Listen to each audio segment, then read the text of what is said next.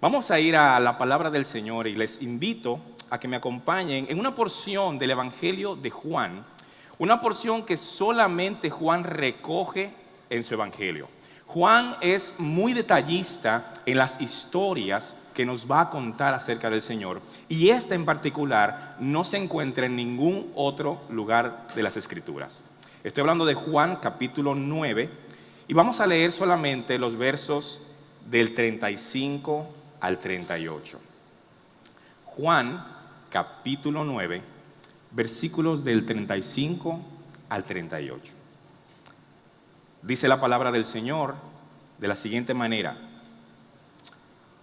oyó Jesús que le habían expulsado y hallándole le dijo: ¿crees tú en el Hijo de Dios? Algunas versiones dicen en el Hijo del Hombre. Respondió él y dijo: ¿quién es, Señor, para que crea en él? Le dijo Jesús: pues le has visto, y el que habla contigo, él es. Y él dijo: creo, Señor, y adoró. Padre Santo, bendito, estamos delante de tu presencia, y al abrir las Escrituras necesitamos de tu ayuda. Que tu Santo Espíritu nos guíe de tal manera, Señor, que lo que encontremos allí pueda servir, no solamente para tener mayor conocimiento, sino mayor devoción, mayor entrega, mayor compromiso. Así que háblanos en esta mañana, quita cualquier impedimento, Señor, que pueda impedir humanamente que tu Santo Espíritu hable y edifícanos. En el nombre de Jesús, amén.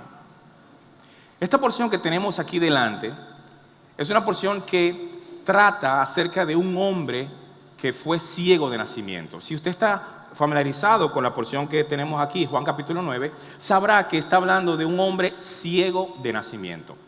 Y todo lo que vamos a estar viendo, quisiera enfocarlo en el tema de la adoración. Pero quizá hay que hacer algún tipo de aclaración antes de seguir hacia adelante. Porque cuando hablamos de adoración, mucha gente piensa en música.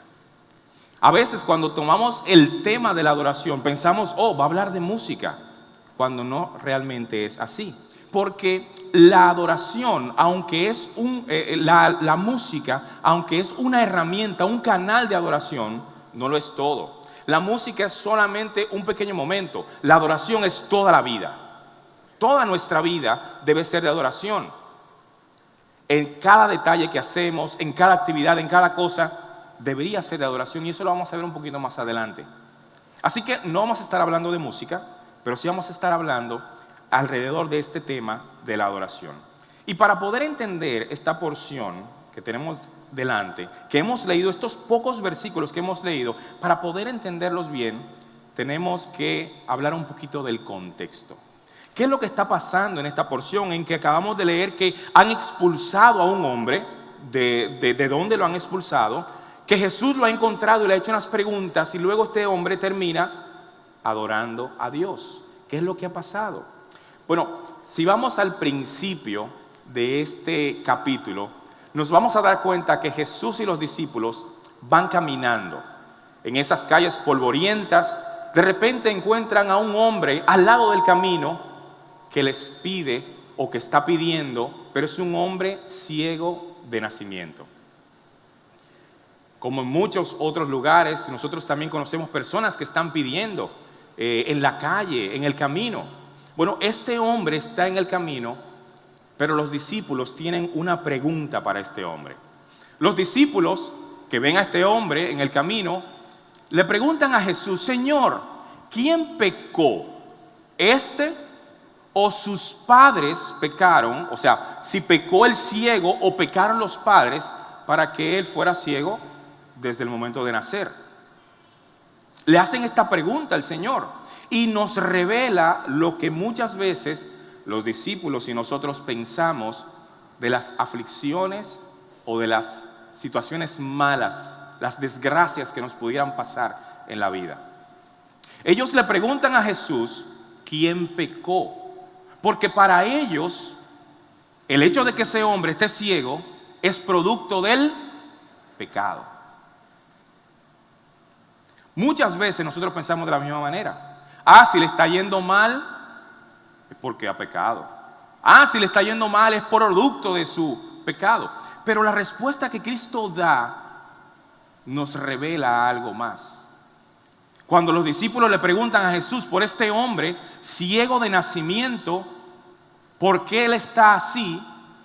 Entonces Jesucristo les responde: no es que este hombre haya pecado, ni que sus padres hayan pecado, sino que él está ciego para que las obras de Dios se manifiesten en él.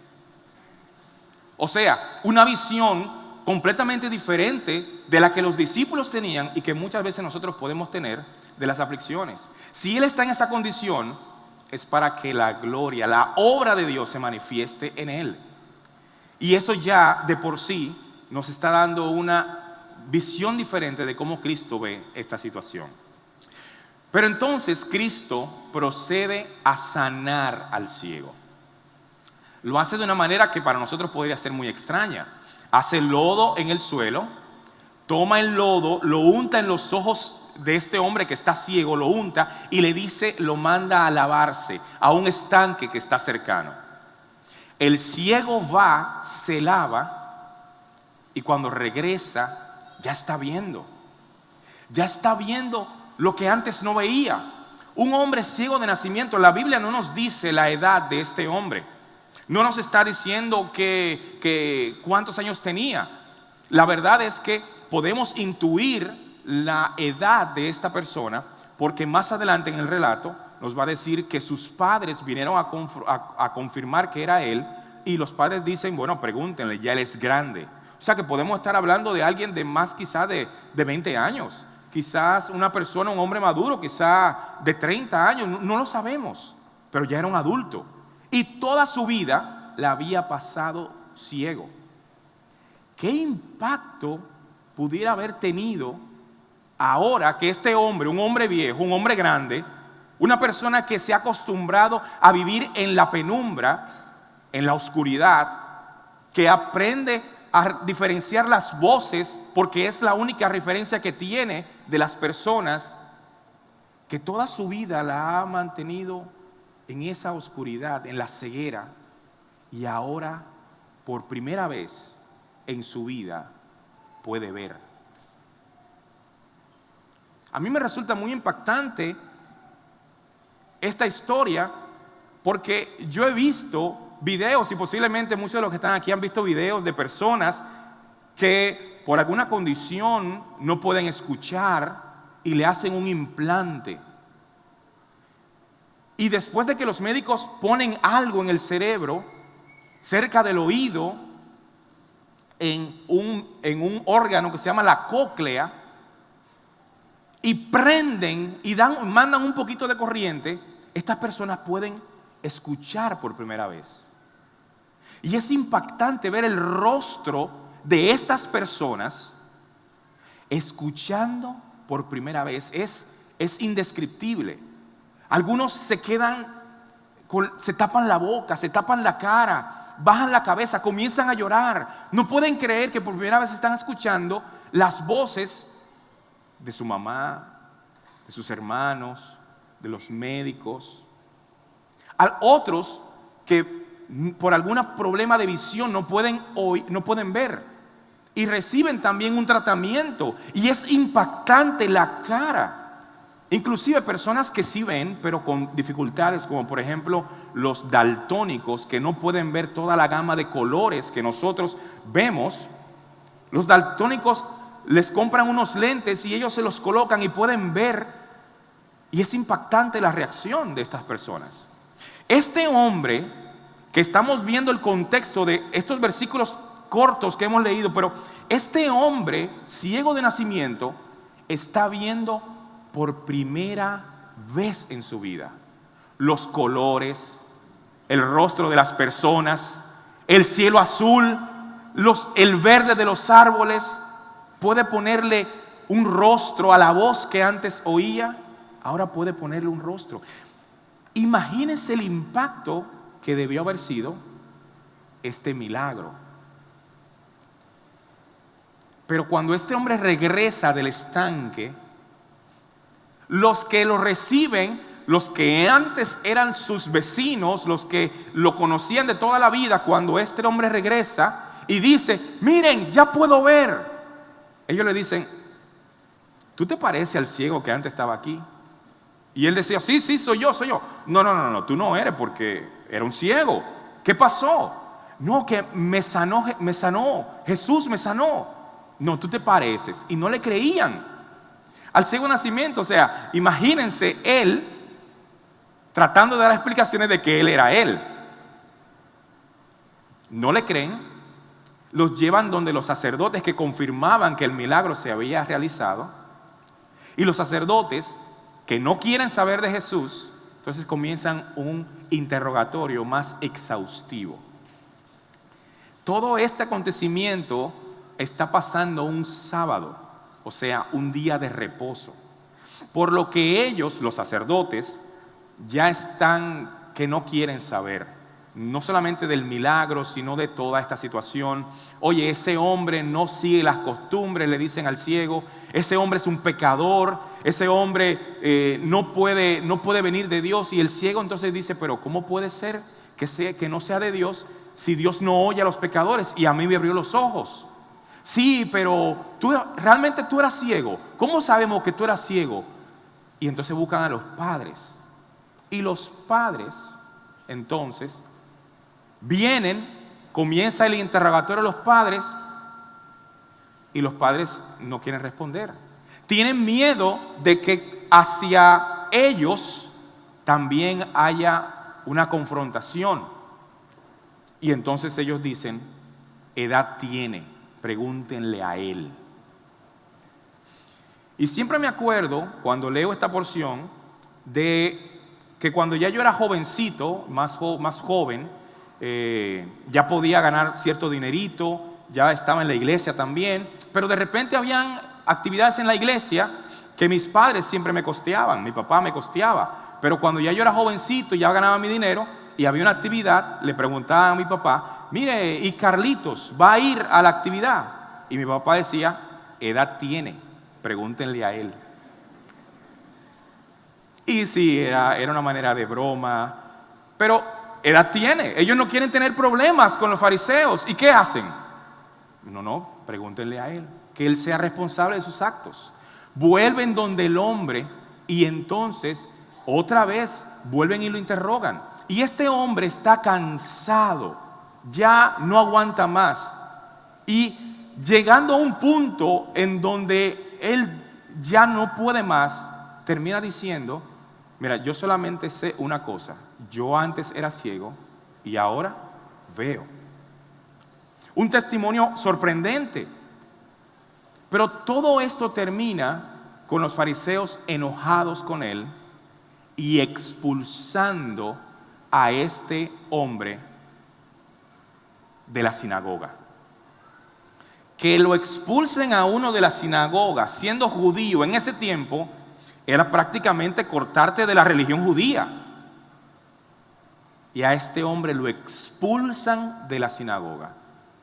Y es en este instante, en este contexto, en este momento en que Cristo lo encuentra. Y entonces leemos el versículo 35 que leímos al principio. Oyó Jesús que lo habían expulsado. ¿A quién? Al ciego.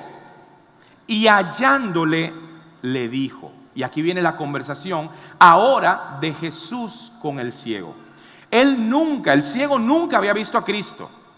El ciego no había visto con sus ojos a Cristo. El único contacto que él había tenido con Cristo era el contacto de cuando Cristo le puso lodo en los ojos y le dijo, ve y lávate en el estanque. El único contacto, él no conocía físicamente a Cristo.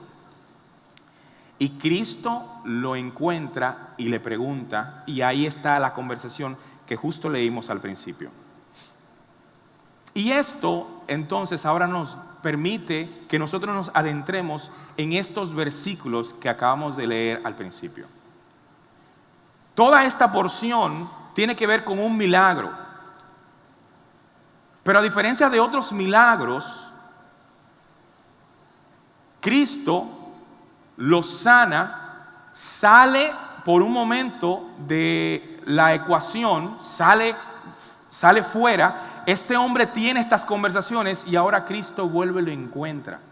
Y todo el evento termina con este hombre de rodillas adorando al Señor.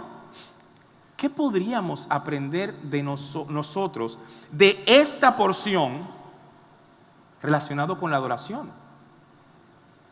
Bueno, yo creo que hay por lo menos 3 cosas que podemos aprender de toda esta porción, con el contexto, pero específicamente de los versículos que hemos leído. Y la primera de esas cosas es que nuestra adoración no debería basarse en las experiencias emocionales humanas que tenemos todos los días. ¿Por qué? Bueno, el versículo 35 dice que Jesús oyó que lo habían expulsado y le dijo: ¿crees tú en el Hijo de Dios? O sea, si usted se encuentra con este hombre sabiendo que ha recibido un gran milagro, sabiendo que ha tenido esta increíble experiencia, ¿qué es lo primero que usted le preguntaría a este hombre? ¿Cómo ves? ¿Cuántos dedos hay ahí? ¿Qué te parece ver? Háblame de tu experiencia. Háblame de cómo te sientes. Nosotros le preguntaríamos eso al ciego de nacimiento, porque ha sido increíble. Pero cuando Cristo encuentra a este hombre, Él no le pregunta eso. Cristo no le pregunta cómo te sientes, háblame de tu experiencia, qué se siente ver esto. No, Cristo le pregunta algo más relacionado a las convicciones. No le está preguntando por cómo se siente, le está preguntando por qué cree Él. La pregunta de Cristo, mírela conmigo en el 35, es: ¿crees tú en el Hijo de Dios?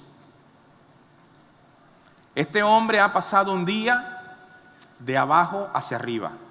Este hombre ha tenido las mayores emociones posiblemente de su vida.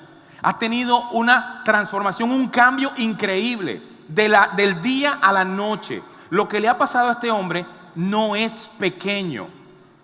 Pero Cristo no le pregunta por eso. Cristo no se enfoca en las emociones de este hombre. Cristo no se enfoca en lo que le ha pasado.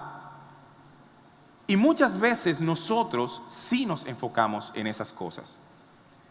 Hay personas que se quedan esperando que pase algo que los emocione para entonces sentir que adoraron, para entonces sentir que están con Dios en el púlpito, en la iglesia, en el altar. Me sentí. Hay personas que buscan esas experiencias. Y sentir no es tan mal, las emociones no son un problema. El problema es cuando toda nuestra vida se basa en emociones. El problema es cuando yo tomo decisiones sobre la base de las emociones. El problema es cuando yo baso mi relación con Dios a través de las emociones. Hoy me siento espiritual, voy a leer la Biblia.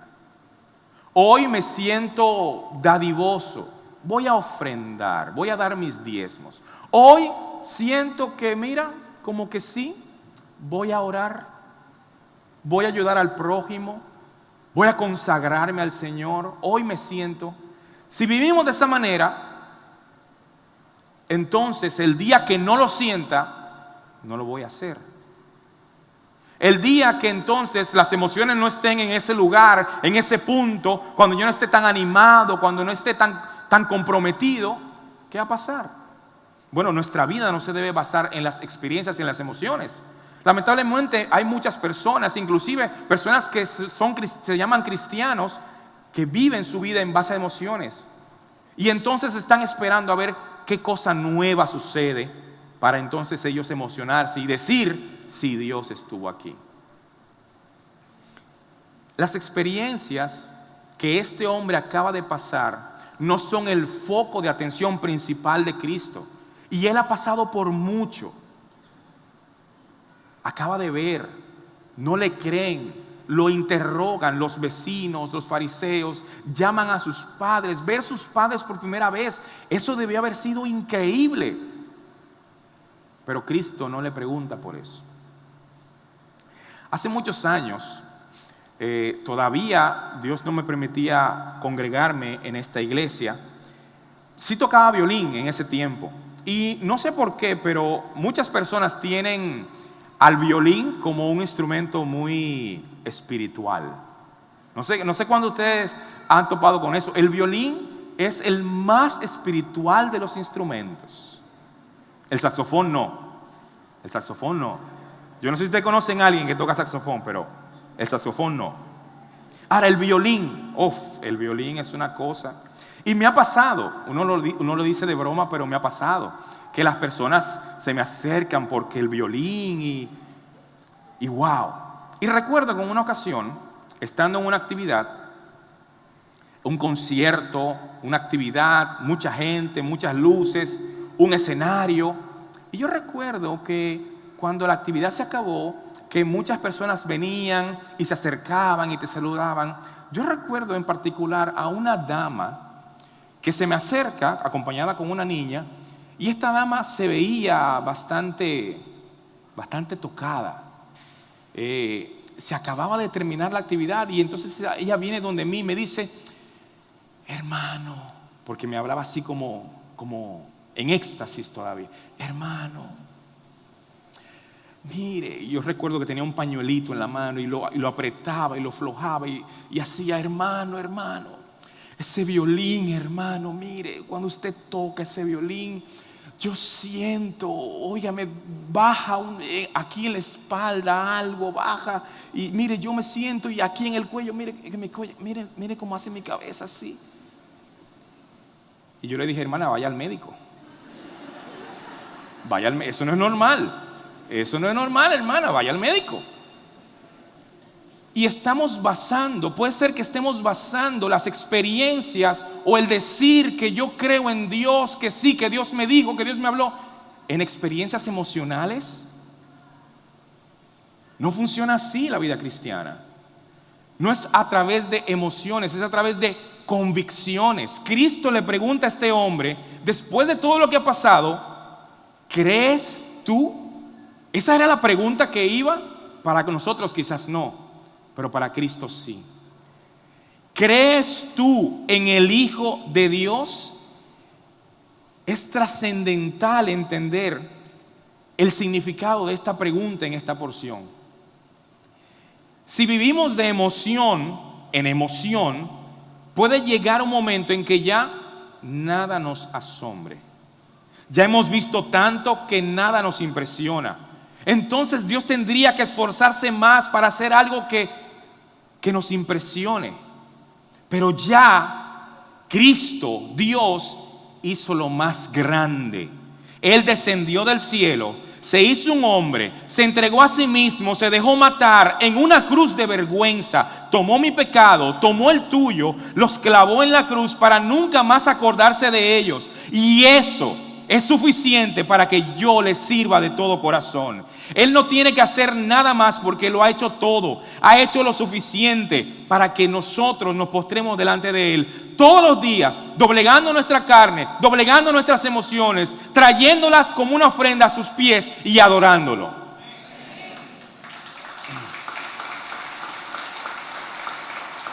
No tiene que hacer más, no tiene que hacer más, no tiene que hacer más. Pero Cristo le pregunta a este hombre: ¿crees tú?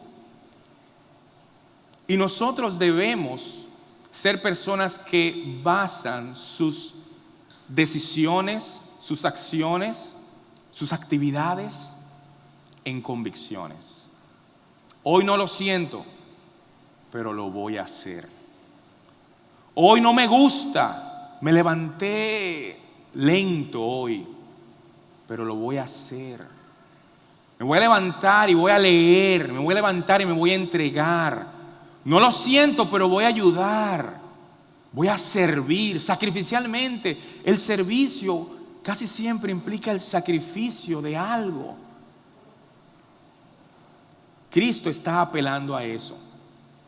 Ahora, si bien la primera parte de esto significa que no debemos basar nuestra adoración, nuestra entrega al Señor en experiencias emocionales, entonces, ¿en qué sí debemos basarla?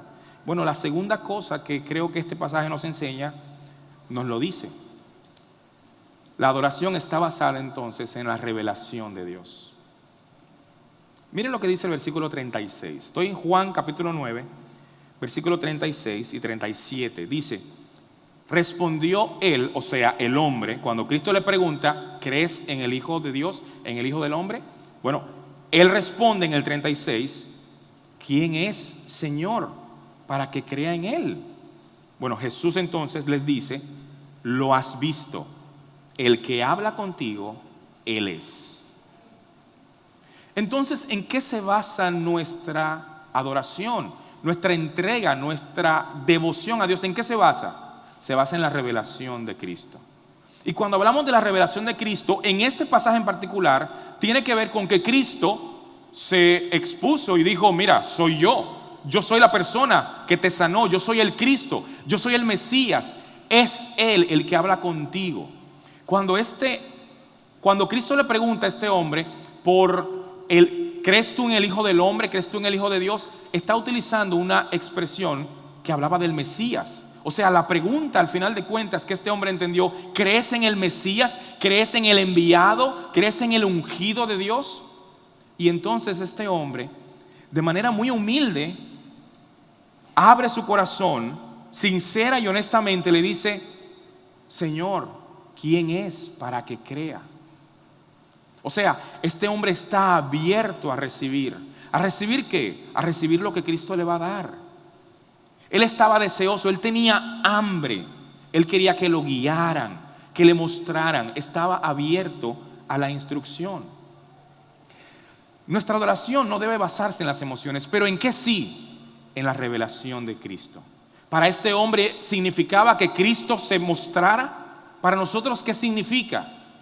Significa ir a las Escrituras, significa ir a la palabra.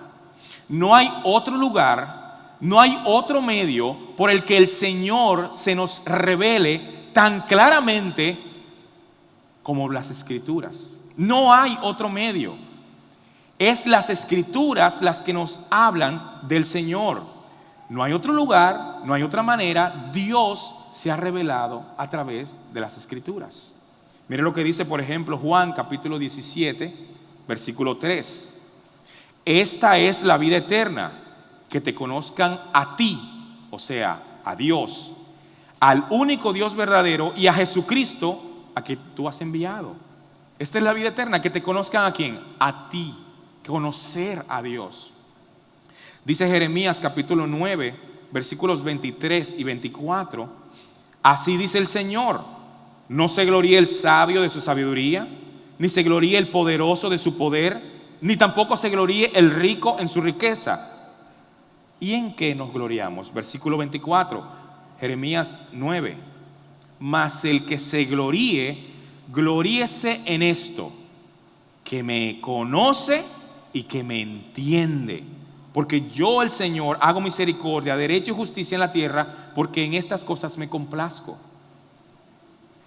Es conocer al Señor, es ir a la palabra, es conocer a Cristo. Ya le decía al principio que cuando hablamos de adoración, muchas personas piensan que se trata de música. Cuando hablamos de adoración, de alabanzas, mucha gente cree que es música, pero realmente no es así. La música es un pequeño momento, la adoración es todo. La música puede ser agradable, los cánticos pueden ser conmovedores, pero solo la palabra de Dios transforma los corazones realmente de los hombres. No hay otra manera, no hay otro medio. No fue que me sentí tocado y entonces la música me llevó, me emocioné. No se trata de eso, se trata de si conocemos realmente a Dios. Y quizá usted y yo, que somos cristianos, en mi caso por mucho tiempo me convertí bien joven. Tengo quizá más de 25 años de ser cristiano. Me convertí a los 1.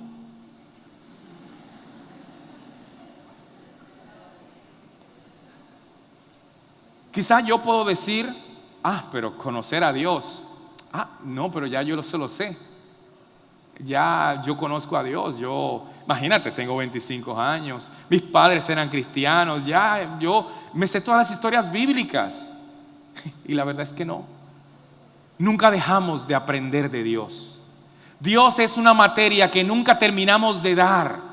Dios es una asignatura que no podemos decir, ya eso yo lo pasé, ya eso yo me lo conocí. No, no es así, porque Dios es tan grande que tú tiras una plomada para conseguir el fondo y no lo consigues. Él es tan profundo que nadie puede sondear, que nadie puede sumergirse tan profundo. Es más, cuando nos adentramos en la palabra, cuando nos adentramos en el conocimiento de Dios, cuando vamos más profundo, más nos sorprendemos. ¿Por qué? Porque Dios tiene más para mostrarnos, Dios tiene más para darnos.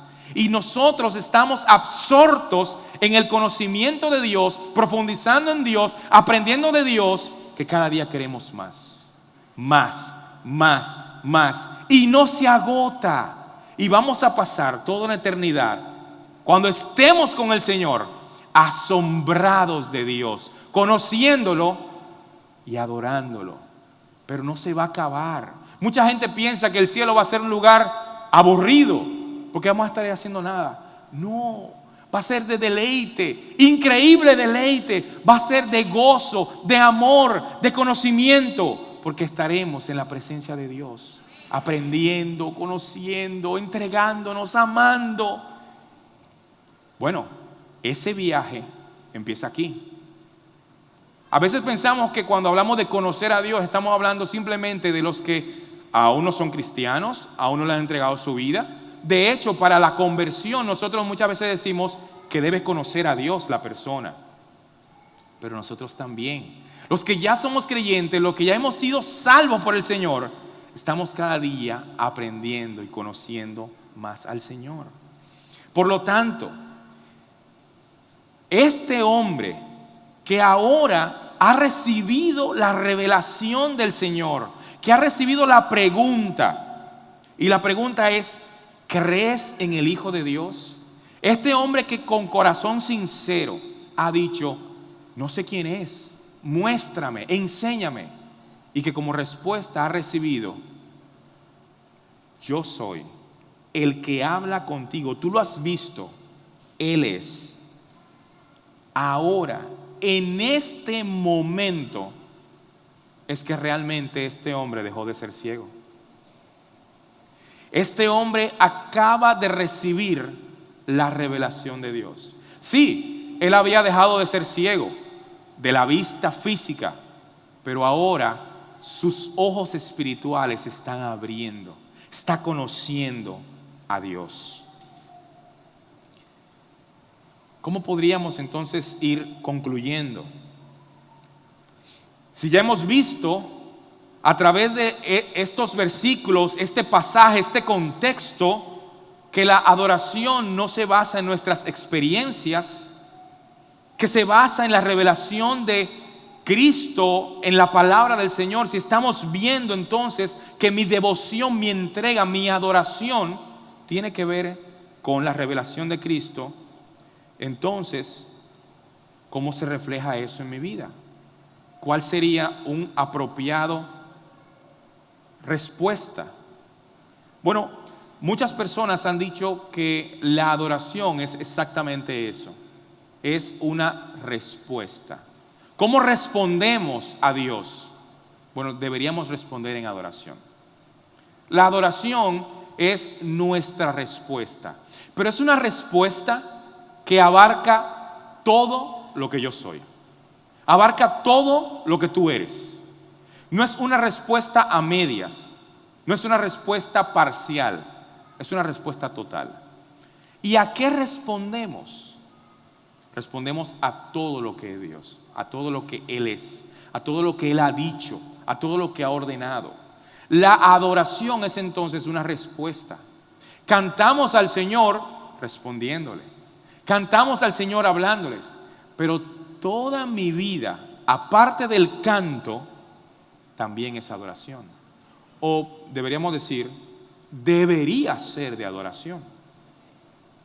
Un predicador dijo que no venimos a la iglesia simplemente a adorar, sino que venimos a la iglesia a seguir adorando. Porque antes de llegar tenemos que haber adorado. Y cuando salgamos por las puertas, seguimos adorando al Señor. Seguimos viviendo una vida de adoración. Entonces, ¿cómo se ve eso en mi vida? Bueno, lo primero es saber que la adoración es una respuesta. Y yo respondo al Señor con todo. Con mis pensamientos, respondo al Señor con mis actitudes, respondo al Señor con lo que hago, con lo que digo, con los pensamientos más profundos de mi corazón. Yo lo adoro, yo respondo a Él.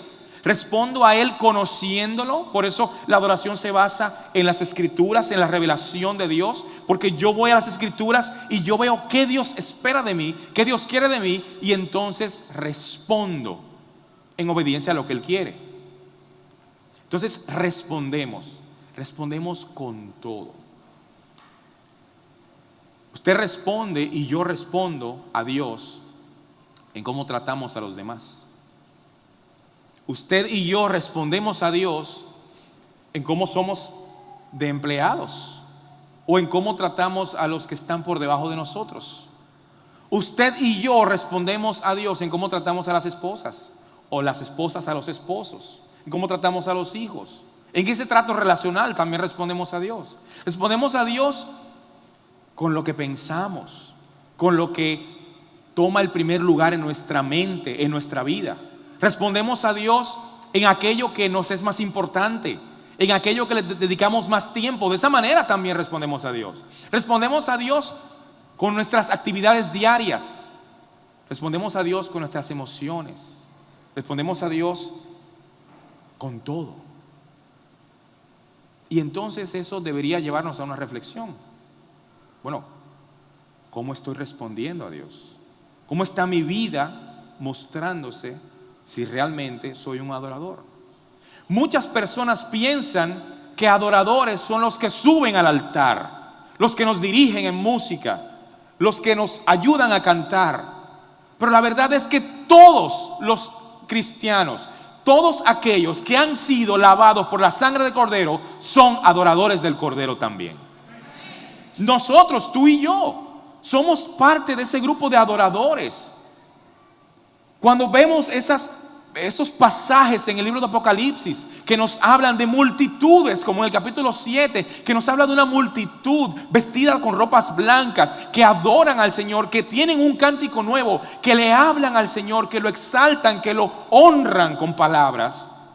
No dice, y solamente los músicos estuvieron ahí, no dice eso. Solamente los cantantes, los que cantan bien, los que tocan bien, los que cantan en el baño, no dice eso. Son todos los creyentes. Así que usted y yo somos parte del grupo de adoradores. Pues ¿cómo estamos respondiendo? ¿Cómo responde mi vida en todos los aspectos de ella? En mi compromiso, en mi devoción, en mi santidad, en mi pureza, en mi corazón desprendido que da al Señor, en mi amabilidad, en cómo estamos respondiendo. Solo aquellos cuyos ojos espirituales han sido abiertos al Señor, que se convierten en adoradores, pueden responder en adoración a Dios. Adoración es inclinarse, es postrarse, pero no solamente físicamente. La palabra adoración en la Biblia tiene que ver literalmente con esa inclinación, con ese postrarnos. Pero también deberíamos postrar nuestros corazones. También debemos postrar nuestras almas. También debemos postrar nuestras mentes. Así que, ¿cómo adoramos al Señor? Bueno, cuando hacemos nuestro devocional lo estamos adorando. Cuando cumplimos con nuestros deberes, ya sea el trabajo o los estudios, si cumplimos fielmente, estamos adorando al Señor. Cuando servimos a los demás, estamos adorando. Cuando vemos televisión, cuando estamos en internet, también estamos adorando. O deberíamos estar adorando. Cuando no somos holgazanes, sino todo lo contrario. Estamos preparados para hacer lo que se espera que hagamos. cómo tratamos a los demás, esposos, esposas, familiares, compañeros de trabajo, vecinos. Adoramos al Señor con todo eso. Y el momento último y más impactante, el clímax de toda esta porción que hemos leído de Juan, capítulo 9, versículos 35 al 38, es cuando este hombre responde al Señor. Ha pasado todo un día de arriba hacia abajo, emociones aquí, emociones allá. Posiblemente el día más impactante de su vida. Está viendo por primera vez los colores, los rostros, las figuras, las formas. Pero también es un día difícil, nadie le cree, de interrogatorio en interrogatorio, acusado de quizá estar mintiendo, de no ser él, de tratar de mostrar pruebas, ver a sus padres siendo expulsado de la sinagoga y por último ahora encontrándose con Cristo. Este hombre lo ha pasado todo en un día, arriba y abajo. Pero cuando Cristo lo encuentra, cuando este hombre, ex ciego de nacimiento, tiene esta conversación con Cristo y Cristo se revela a él y le dice: yo soy el que habla contigo. Cuando sus ojos espirituales son abiertos y él sabe que está hablando con el Hijo de Dios, su respuesta final y última, que está en el versículo 38, dice así: este hombre dijo: creo, Señor, y adoró.